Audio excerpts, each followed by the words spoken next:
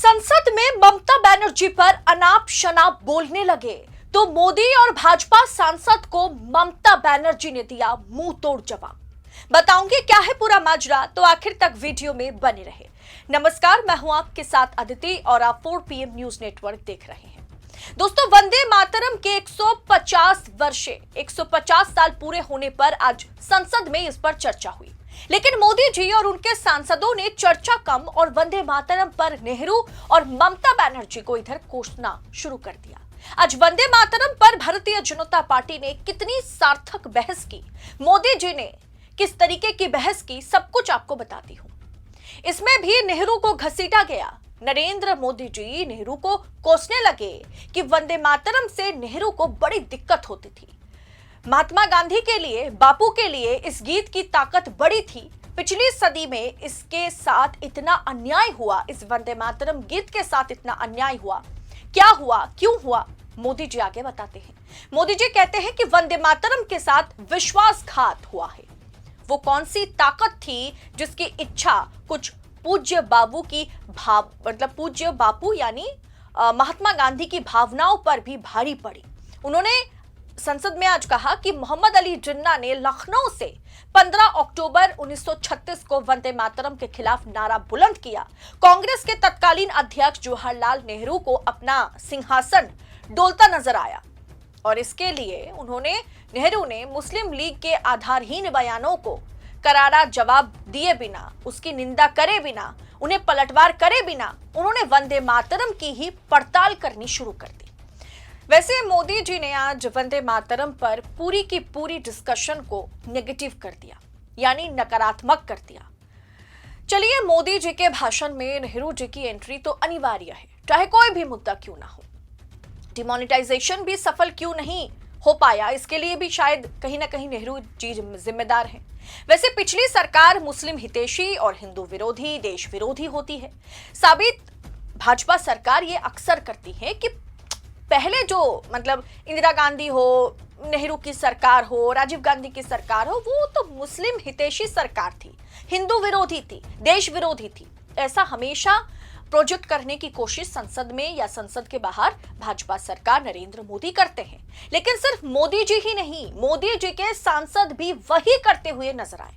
गिरिराज सिंह सदन पहुंचे, सदन के अंदर नहीं पहुंचे, लेकिन सदन के बाहर ही, सदन के सामने खड़े होकर के उनसे वंदे मातरम के 150 साल पूरे होने पर जब सवाल पूछा गया तो वो सीधा ममता बनर्जी पर हमला कर दिया। इधर नेहरू कितना ज्यादा मुस्लिम हितैषी थे, मुसलमानों के लिए सोचते थे, इसके लिए उन्होंने वंदे मातरम का इनकार किया, ऐसा मोदी जी अंदर प्रोजेक्ट कर रहे थे। और बाहर सदन के पटल पर खड़े होकर के गिरिराज सिंह ये कहने लगे कि आज के समय में वही काम ममता बनर्जी कर रही है। उन्होंने ये कहा कि ये वंदे मातरम ना कुछ लोगों को पसंद नहीं है, लेकिन खास करके जो बाबरी मस्जिद पर विश्वास रखते हैं। मैं हुमायूं कबीर की बात नहीं कर रहा, मैं ममता बनर्जी की बात कर रहा हूं। लेकिन इस पर ममता बनर्जी का भी जवाब सामने आ गया। सबसे पहले आप सुनिए कि गिरिराज सिंह ने किस तरीके से ममता पर टिप्पणी की, फिर मैं आपको सुनाऊंगी कि ममता बनर्जी ने किस तरीके का पलटवार किया। सर, वंदे मातरम पर आज चर्चा होगी, क्या कुछ कहेंगे? देखिए, वंदे मातरम पे चर्चा भारत के इतने बड़े लोकतंत्र के मंदिर में नहीं होगी तो कहां होगी? कुछ लोग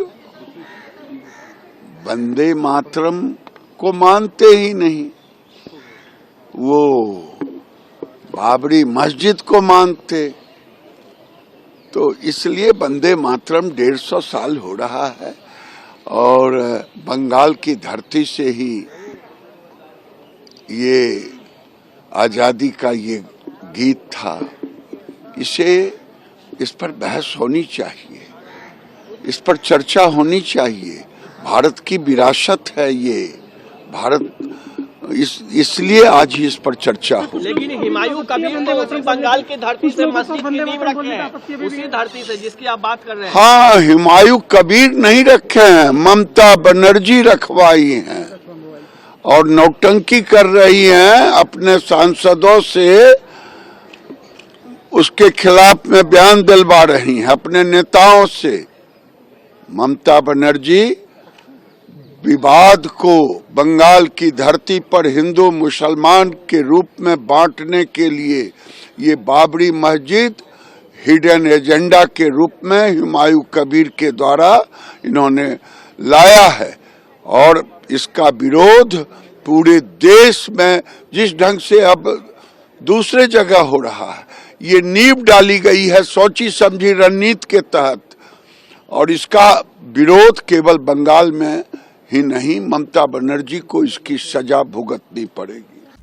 अब दोस्तों इसके बाद ममता बनर्जी कहती हुई नजर आई कि मुझे इन बातों से कोई फर्क नहीं पड़ता, ये तो ऐसे ही बात करते हैं, इन्हें कैसे पता होगा कि वंदे मातरम लिखने वाले बंकिम चंद्र चट्टोपाध्याय कौन थे, रविंद्रनाथ टैगोर कौन थे। ये तो कुछ दिन पहले सदन में वंदे मातरम के खिलाफ नारे लगा रहे थे, या वंदे मातरम के नारे मतलब अब से वंदे मातरम नारा ना लगाया जाए, इस पर तो उन्होंने नोटिफिकेशन जारी कर दिया था राज्यसभा में। ये हमें सिखाएंगे क्या वंदे मातरम क्या है? सुनिए ममता किस अंदाज में जवाब देती हैं। Let him do it. You don't have any problem. But Vande Mataram के लिए एक बात आपको कहना है, बंगाल से ये सॉन्ग नेशनल सॉन्ग है एंड जनगण मन इज द नेशनल एंथम है, लेकिन वंदे मातरम का पूरा गाना कभी नहीं लिया था। ओनली रविंद्रनाथ टैगोर ने कुछ लाइन सिलेक्टेड लाइन तैयार किया था, उसी का ऊपर में Vande Mataram national song accepted हुआ था। ये भी जानकारी के लिए मैं बताया, बिकॉज आपने पूछा। पहले तो राज्यसभा ने नोटिफिकेशन दिया था कि जय हिंद बोलना नहीं चाहिए, वंदे मातरम कहना नहीं चाहिए। कल मैं बीजेपी का बात भी सुना, कोई बोला कि नेताजी को हम पसंद नहीं करते हैं। अरे तुम नेताजी को पसंद नहीं करते हैं, गांधी जी को नहीं करते हैं, राजा राम मोहन राय के नहीं करते हैं, तो किसको पसंद करते हैं? ये कैसे आया ये सब लोग जो देश को बारे में जिसको पता नहीं है, देशेर सम्बन्धे যারা জানে না, তারা নেতাজিকে অপমান করে, বঙ্কিমচন্দ্রকে অপমান করে, রবীন্দ্রনাথ ঠাকুরকে অপমান করে, বিদ্যাসাগরকে অপমান করে, রাজা রামমোহन রায়কে অপमान করে। এরা জানে বাংলার অবদান। अब दोस्तों ममता बनर्जी ने सदन में वंदे मातरम बैन होने पर क्या रिएक्शन दिया था, वो भी मैं आपको सुना देती हूं, फिर आपको समझने में आसानी होगी कि ममता बनर्जी जैसे भाजपा सरकार या मोदी जी कह रहे हैं कि ममता बनर्जी भी नेहरू की तरह वंदे मातरम विरोधी है कि नहीं है, वो आपको पता चलेगा। जरा ममता बनर्जी का ये रिएक्शन देखिए।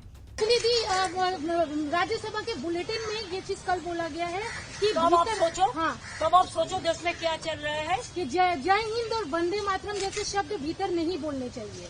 क्यों नहीं बोलेगा?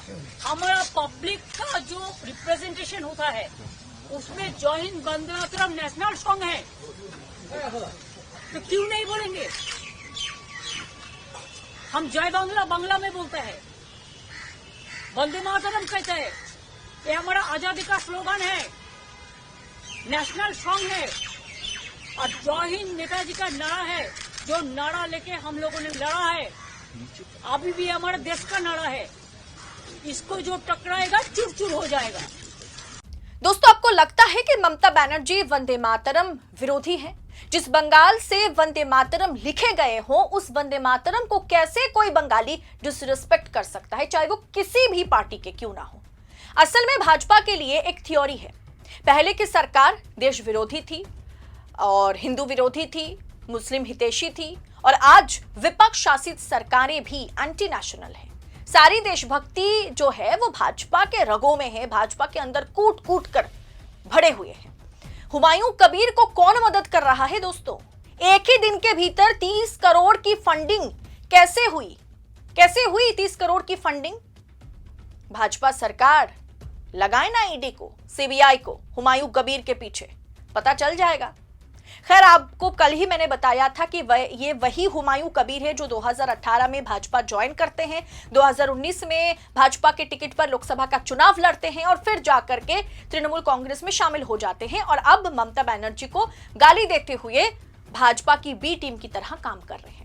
फिलहाल वंदे मातरम की चर्चा आपके हिसाब से क्या आज सत्ता पक्ष ने सार्थक तरीके से, या फिर नरेंद्र मोदी जी हो या फिर उनके सांसद हो, क्या आज बहस वंदे मातरम के 150वें साल पर सार्थक बहस हुई, या फिर सिर्फ कीचड़ उछालने का काम किया गया? बताइएगा कमेंट बॉक्स में। रिपोर्ट अच्छी लगी होगी तो शेयर कीजिएगा। फिलहाल इस रिपोर्ट में इतना ही, जल्द होगी मुलाकात। बहुत बहुत शुक्रिया आप सभी का। जय हिंद, जय भारत।